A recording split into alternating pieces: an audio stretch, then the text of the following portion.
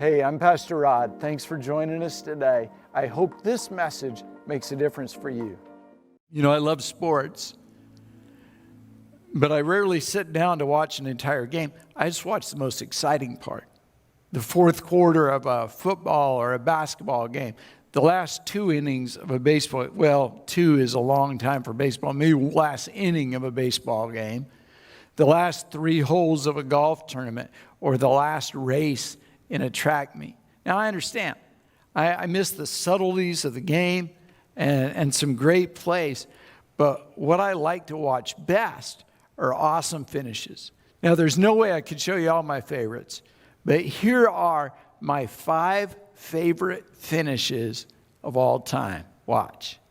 30-meter lead here. It's going to be very, very difficult for Michelle Finn here, future Olympian, to rein this one in. She's got too much of a gap. Can't beat Michelle Finn, the future Olympian, powers on by. Here comes CIT, another effort in the home straight. And here comes UCC. I think we're going to get third call. UCC from the depths of hell are pouring through. Oh, Michelle Finn is dying. Here comes CIT. Here comes UCC on the outside as well. It is the leading of UCC. Powering on the outside. It's unbelievable. Michelle Finn.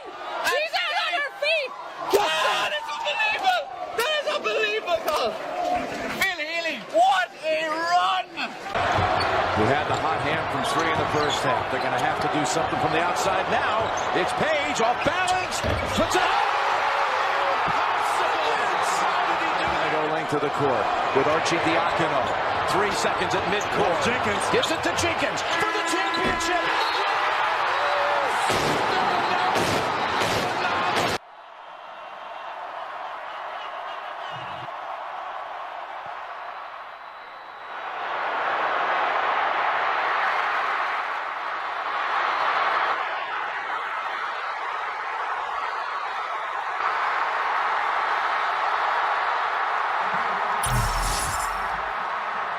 And hey, let's be honest, he's scouting. He wants to see who his opponent's going to be. Jones wants to air deep. He's got somebody. At the 31, it's Smith. But there's no time left. To the far side. Jones looking, steps, throws to the end zone. Touchdown, Arkansas! Unbelievable!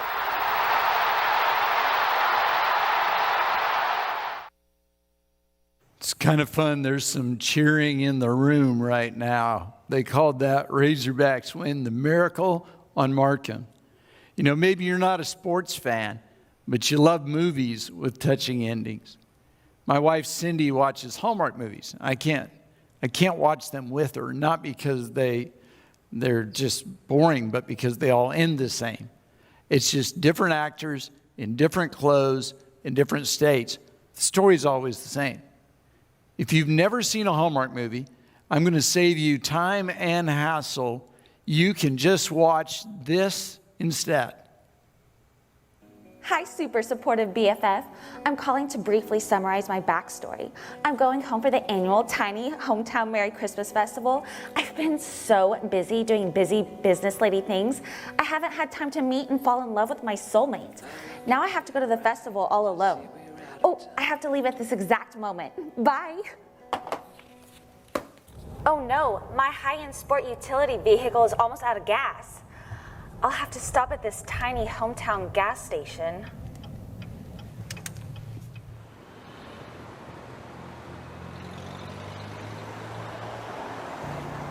I can't believe I'm going to the annual Tiny Hometown Merry Christmas Festival miserably alone.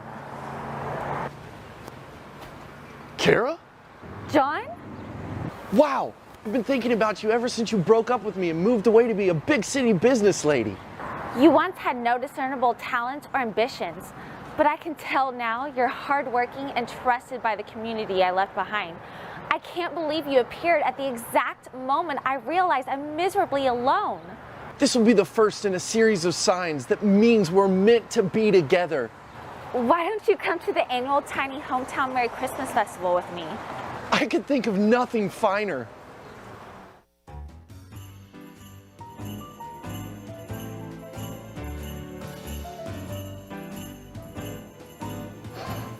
I thought you weren't coming. I'm sorry, I was delayed by a distracting text from my big city lawyer ex-fiance. I'll tenderly move a strand of hair from your face as you realize we're meant to be together forever. Look, it's mistletoe. It's a sign.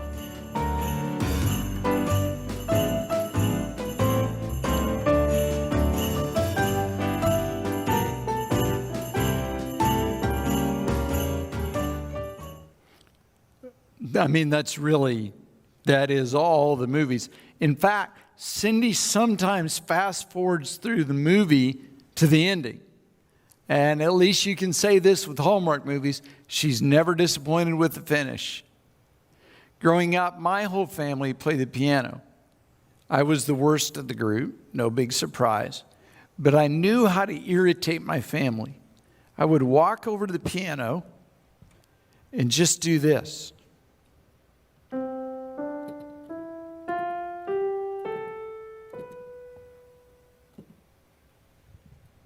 And then walk away. They couldn't take it. Finally, one of them would walk to the piano and play the last note on that scale. Being undone, they couldn't stand it. Well, I get frustrated with people who do 90% of a job but don't finish, who walk away when it's close to being done, but it's not quite there. Our team has learned we look around at the end of big events, when the excitement is over, when the guests are gone, and we write down the name of people who stay until the dead dog end, because those are people you can count on. We call them finishers. I love finishers. Finishers don't assume someone else will do it. They do it. They finish every time. I love golf, but I'm horrible at golf. But even though I'm bad, I don't walk off the course after 12 bad holes. Even if I'm getting whipped, I finished. There are a lot of things I'm not good at, but I am not a quitter. When I start something, I finish. In 2003, I decided to tackle the ultimate test, a marathon, 26.2 miles. You know me, I bought all the right gear, all the right clothes. If I was going to run, at least I was going to look like a runner. I radically altered my eating habits. No Pop-Tarts, only healthy foods. I trained for months. Many mornings I got up at 4:30, hit the streets, ran for several hours, then went home, showered, changed, took Tyler to school, and came to the office. I was totally committed. In the 16 weeks leading up to the race, I never missed a single race run and never cut a run short. Several weeks before the race, I ran 20 miles. That was a huge thrill for me, to run 20 miles without stopping. I ran everywhere I went. I ran in 5 different states, 3 different countries, on hotel treadmills. I even ran on a cruise ship, which didn't go very well. One morning on the ship, the seas were rough, and the ship was swaying side to side, but I had to get in my miles. I was the only one in the workout room, running on the treadmill, when suddenly the boat took a big pitch to one side, and I missed the treadmill with my right foot. I hit on the frame of the treadmill, and then when my left foot hit in the middle of the treadmill threw me backwards across the room. Thank God no one's there to see it. The most difficult part was the very beginning. Getting out of bed that first day, while it was still dark outside. Making the decision that no matter what, hot, cold, raining, windy, I was going to run. You know what kept me going? What kept me going was thinking about the finish line. I imagined myself running under the banner, crossing the line, getting my medal. When race day came, I was pumped. I felt great. I was ready to finish the race and get my reward. I started out right on pace. The first 6 miles were comfortable, relaxed, easy. And then I ran past the field that was being sprayed. I'm not sure what it was. I think I reacted to the pesticide. And my chest began to tighten. I had trouble breathing. I stopped and walked for a mile and then tried to run again. No good. I drank ice water and Gatorade. Nothing helped. I was in trouble. Finally, 11 miles later, after 17 miles, I had to drop out of the race. I didn't finish. I quit. Some of our staff was there to cheer for me at the finish line, but I never made it to the finish line. I quit. I took 4 Benadryl and lay down in the back of my truck. All the work, all the training for nothing. I didn't finish the race. There weren't any medals given at the start of the race. No medals were given halfway through. The only way to get the prize was to finish the race, and I didn't finish. I waited at the finish line for my friend Patrick. It hurt so bad to cheer for him, knowing I failed. And on the way home, I gave my race shirt to Patrick. I said, "Here, I don't even deserve this. Quitters don't deserve anything. I don't like quitting." Now, I understand I won't win at everything you try, but at least I finish. But I didn't finish that marathon. I quit. And laying in my truck that day, I made a promise. The Mid-South Marathon in Wynne, Arkansas would not defeat me. That one day I would finish my race. I want to talk to you about finishing and the ultimate finisher, Jesus. This year we're studying the promises of God, learning a different promise every week. It's the most encouraging, faith-building year you'll ever spend at church. I encourage you to join us online every week. And today's promise, found in the book of Philippians, is about finishing. Before we get to the promise, let me set the stage. Paul wrote the book of Philippians while in prison for preaching the gospel. Paul traveled thousands of miles. He started dozens of churches, and he led hundreds of people to faith in Jesus. Paul preached victory and the power of God to save and overcome. But now, after all that, Paul was in prison, chained to a Roman soldier. From the outside looking in, it was over. It appears Paul's reward for serving God faithfully was jail, trial, and certain death. The Philippians, who he wrote the letter to, they weren't doing much better. This once strong church was facing intimidation and persecution from people who didn't like what they were doing. Church people were fighting and arguing. The church was on the verge of death. Paul's situation looked hopeless. The work Paul started was in trouble. But I want you to read how Paul's letter to the Philippians began. He starts this way: "I thank my God every time I remember you. In all my prayers, for all of you, I always pray with joy because of your partnership in the gospel. From the first day till now, in spite of his circumstances, Paul prayed with joy. He could see past the dungeon, past the Roman guard, past the change, and past the danger. And he wanted the Philippians to look past their conflicts, past the oppression, past the danger. Paul knew the secret to joy and happiness. Paul had joy in adversity because he understood a wonderful, marvelous promise from God. He wrote it to the Philippians so they could share the same joy. Here's the promise: being confident of this, he who began a good work in you will carry it on to completion until the day of Christ Jesus. He will carry you to the finish. So where did Paul get that perspective? Well, we get insight later in the letter.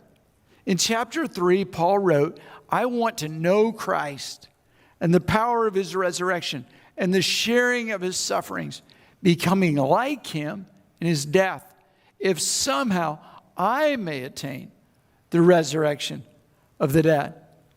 Paul knew things weren't over because he knew about Jesus, because he knew about the cross, because he knew about Easter. For a little over 3 years, Jesus walked through Israel. He preached and taught about a new way to live. He healed people who were sick and hurting.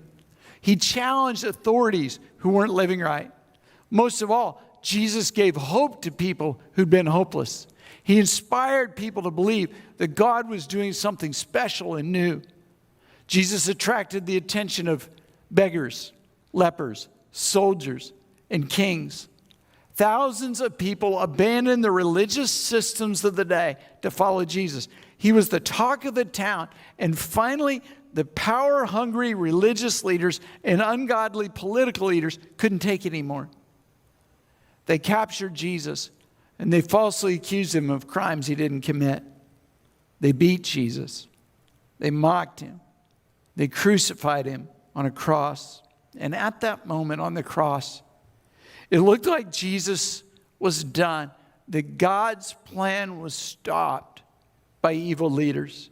Even Jesus' closest followers had to think he started with a bang, but he fizzled out. I had so much hope. I thought it'd be better. God used him, but it wasn't enough. Nice try, good beginning, but he didn't get it done. Jesus didn't finish. Maybe you feel the same way. You tried. You gave it your best effort, but it didn't end up the way you expected. You feel like a loser. Maybe you feel like a failure. Retirement was going to be amazing, but then your spouse got cancer and passed away. College was going to be a blast, but instead it was harder than you thought. You partied, you had fun, but you didn't study enough, and you lost your scholarship. Your marriage started well, but ended in disaster. Your kids were in church every week. They worshiped, they prayed, but now they're far from God. You feel like a parenting failure. You used to be best friends, but now you don't even talk to each other. The friendship's over. Maybe you celebrated a positive pregnancy test, but then you lost the baby, another miscarriage. And now you're terrified you won't be able to have kids. Maybe you were clean for 6 months and then you relapsed. Or maybe you came to the United States and thought citizenship would be simple and easy, and now you're 15 years into the wait. No end in sight. Maybe you started a business, your dream, then the coronavirus hit, and you had to close the doors. Maybe you've given up hope. The last words of Jesus on the cross were, "It is finished." An uninformed observer might have looked at the death of Jesus and said, "You're right. It is finished. You're through. What a waste." God's response to that was, "Hold on. Don't give up yet, because what I start, I finish." It wasn't easy for Jesus' followers after his death. They were depressed and discouraged. Many of them ran away and hid. We don't know what they all did. We do know about one guy. Peter was one of the first disciples. He was a close friend and follower of Jesus. Peter heard the teaching. He witnessed the miracles. He saw people healed. He saw dead people come back to life. And when Jesus was arrested, Peter was loyal and tried to protect him. But later, Jesus was questioned and beaten, and the story changed. Peter was right outside, and 3 different times someone asked Peter, "Hey, aren't you a follower of Jesus?"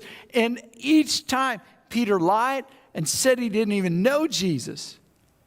Peter denied and betrayed Jesus. But Peter's story wasn't over. That Friday on the cross, life left Jesus' body.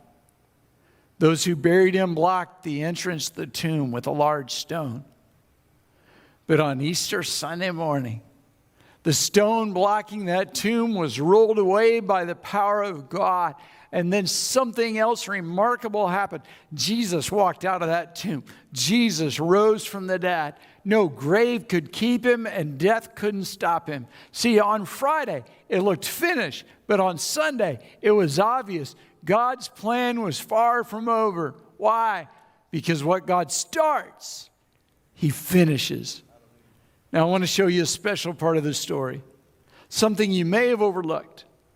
On the morning of Jesus' resurrection, 2 women went to the tomb. They were stunned when they saw the open, empty tomb. But an angel appeared to them and said, "Don't be alarmed. You're looking for Jesus the Nazarene who was crucified. He's risen. He's not here. see the place where they laid him. But go tell his disciples and Peter, he's going ahead of you into Galilee. There you will see him just as he told you. Now, did you see that? The angel said, tell the disciples and Peter. Peter was a disciple. It wasn't necessary to single him out. So why did the angel say that? I think the angel was sending a message. Peter needed to know it wasn't over. God wasn't done with him yet. What God started in Peter, he would complete. Peter and Jesus had a beautiful reunion. You know, I've been thinking a lot about our reunion when we're finally able to meet together again. I can't wait to see you. I love online, but I miss you so much. I have no doubt that the first Sunday we're back together, when the first note of the first song starts, I'll start crying. I'm tearing up right now just thinking about it. Peter's reunion with Jesus was even more deeply emotional and moving than that. Peter, who pretended he didn't even know Jesus, who abandoned Jesus at the cross, was fully forgiven and restored. And soon after, Peter played a key role in starting the church and in sharing the gospel around the world. Ultimately, Peter was killed because he refused to deny Jesus. Peter finished well. Maybe you grew up in church. You did all the right things. Sunday school, you were involved in ministry, giving, you name it. But something happened and you failed. You sinned and walked away. Maybe you feel like God has rejected you for your mistakes. This is the message of Easter. It's not over. It's not over. What God started in you, he wants to finish. Maybe you feel stuck, like there's no way you can move forward.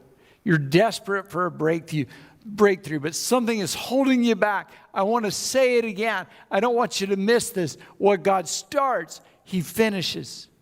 You may be trapped by addiction or stuck in sin. You're listening because it's Easter and that's what you're supposed to do. I want you to know something. Freedom is available for you, not because of me, not because of any church, but because of God has a plan for you. And what God starts, he finishes. On a Tuesday morning in 2008, 5 years after not running the marathon, I got up early.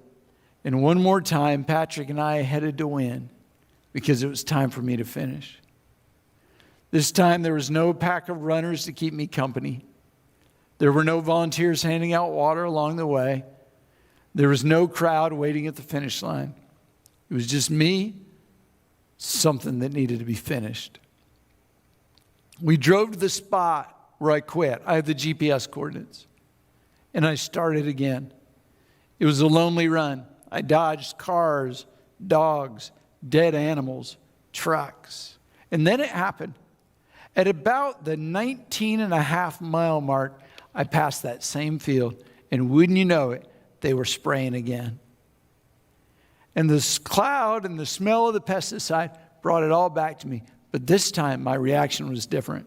I got a big grin on my face because I'd planned for this. This time, it wasn't going to stop me. I ran through that cloud and kept going, and I finished the race. My time was 4 years, 254 days, 1 hour, 58 minutes, and 56 seconds. That is a record for the slowest marathon ever run. And you won't find my finish time on the website. I've looked. For some reason, the people weren't still there at the finish line. But that doesn't matter to me. I did it. I finished the race. And when I got done running, Patrick had a gift waiting for me. It was my shirt. He kept it for 5 years, knowing that one day I would finish. And he wrote me a note with this shirt. The note said, "Who knew 5 years ago, when you challenged me to run, that the journey would go like it has? Great stories, tough memories, a lot of heartache and struggle. But today, we both finish what we started together, we end together. Susie and I have saved your race shirt these 5 years, and now we want to give it back to you. You finished. Thanks for being a finisher. It's not what you planned, not easy, not fun, but you finished anyway. And I'll always remember, no matter how long it takes, no matter how tough the battle, I can finish. You did it. That was just a race. In the grand scheme of my life, I'm not going to be measured by the Mid-South Marathon. But one day, I will stand before God. And on that day, medals and trophies and T-shirts won't matter. On that day, all that will matter is I finished. I ran the race and I finished.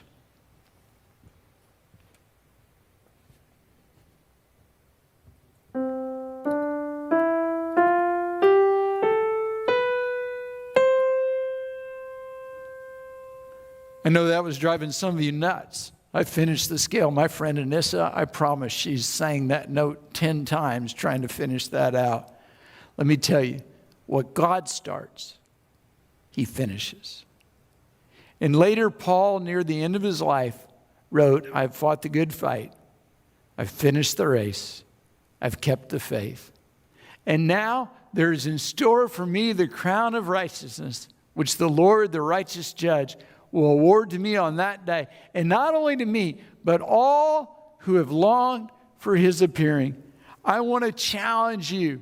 Finish. Finish what you started. Maybe years ago you followed Jesus, but somewhere along the way you lost sight of him and you lost your faith. You feel trapped. If you once followed Jesus but walked away and quit, it's not over. God still has a plan for you. How do I know that? Because that's God's history. What God starts, he finishes. And look at me and listen to me. He is not finished with you yet. It's not over. Easter can be a new beginning for you. God wants to finish in you what he started. He wants you to be forgiven and whole. Come back to him and he will set you free. We celebrate Easter because what God starts, he finishes. Does online giving seem intimidating? At a loss to how to even start? We know doing new things online can be a challenge, and that's why we've created a step-by-step guide teaching you how to give both online and through the First and LR app. It only takes about 4 minutes to set it up, and after that, you'll be able to give in less than a minute. Just go to www.firstnlr.com/give and click either the online giving or the app giving video, and follow along as I teach you how to set it up. If you're still having trouble, you can email me at churchinfo@firstnlr.com or just call the church at 501-758-8553. We know giving is important to you, and we are doing everything we can to make it possible for you to be obedient with your finances. Thank you for your faithfulness.